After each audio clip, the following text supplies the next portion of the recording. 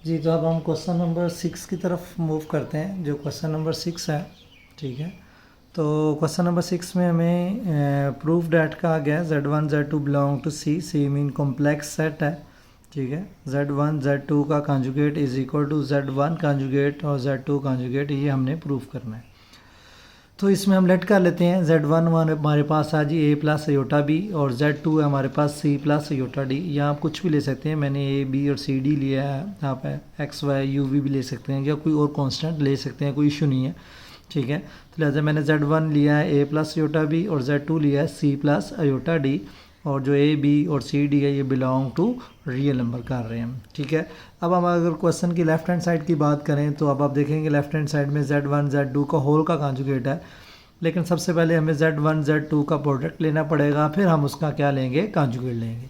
ठीक है, तो अगर हम Z1 Z2 का प्रोडक्ट लेते हैं, A प्लस अयोटा बी को मैंने C प्लस अयोटा डी से मल्टीप्लाई करना है, और रियल और इमेजिनरी पार्ट को क्या करना है, अलग अलग करना है। रियल और इमेजिनरी पार्ट को क्या करना है, अलग अलग सोल्व करना है। ठीक है जी, तो इसमें आप देखेंगे कि मैंने Z1 Z2 को जब A को C से किया AC आ गया, A को जब मैंने अयोटा D से किया तो AD अयोटा आ जाएगा। सेम बेटा अयोटा B को जब हम C से करेंगे तो BC अयोटा आ जाएगा। अयोटा B को अयोटा D से करेंगे तो BD अयोटा स्केयर आ जाएगा। अयोटा स्केयर आपको पता है किसके इक्वल होता है, अयोटा स्केयर आपके पास -1 के इक्वल होता है, जिसकी वजह से ये जो प्लस है ये क्या हो जाएगा, माइनस हो जाएगा। इस अयोटा स्केयर की वजह से ये माइनस हो जाएगा।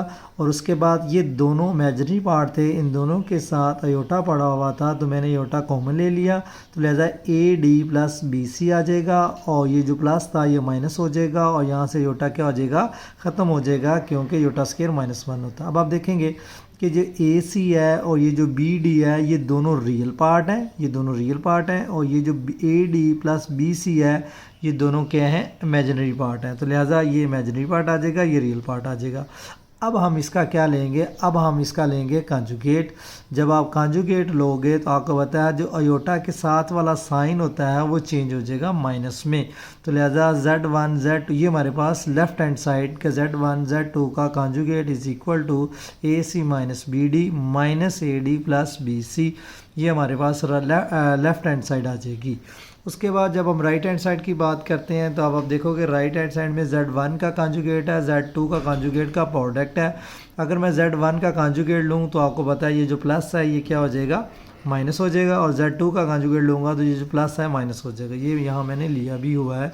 आप देखेंगे Z1 का कॉन्जुगेट क्या आ जाएगा, A माइनस अयोटा B, और Z2 का कॉन्जुगेट क्या आ जाएगा, C माइनस अयोटा D। अब इन दोनों का हम क्या लेंगे, प्रोडक्ट लेंगे, सेम जैसे आपने ऊपर लिया है। तो जब A को C से करेंगे तो AC आ जाएगा, जब A को अयोटा D से करोगे तो AD अयोटा आ जाएगा। सेम बेटा जब अयोटा B को C से करोगे तो माइनस BC अयोटा आ जाएगा। ये माइनस इसको क्या कर देगा, प्लस कर देगा, BD अयोटा स्केयर आ जाएगा। अगेन अयोटा स्केयर आ गया, अयोटा स्केयर की ये वैल्यू है कि अयोटा स्केयर -1 होता है, तो इस प्लस को क्या कर देंगे, माइनस कर देंगे, और अयोटा गायब हो जाएगा। तो इन दोनों में से मैंने क्या लिया, अयोटा कॉमन ले लिया, और नेगेटिव भी क्या ले लिया, कॉमन ले लिया। तो यहाँ पे हम क्या करेंगे, यहाँ पे हमने क्या किया कि योटा यहाँ से कॉमन ले लिया, और ये नेगेटिव, ये जो पॉजिटिव हुआ और ये नेगेटिव जो हमने कॉमन लिया यहाँ पे पॉजिटिव आ जाएगा। अब आप देखेंगे ये जो AC है ये -BD है, ये रियल पार्ट है, और ये आपका इमेजिनरी पार्ट है। आप इसको देख लें, इक्वेशन नंबर 2 को और इक्वेशन नंबर 1 को देखेंगे, दोनों क्या आई हैं, इक्वल आई हैं, लिहाजा ये प्रूव हो जाएगा Z1 Z2 का होल का conjugate is equal to Z1 का कॉन्जुगेट Z2 का कॉन्जुगेट। तो ये बेटा था क्वेश्चन नंबर 6 जिसमें हमने इसको सॉल्व किया।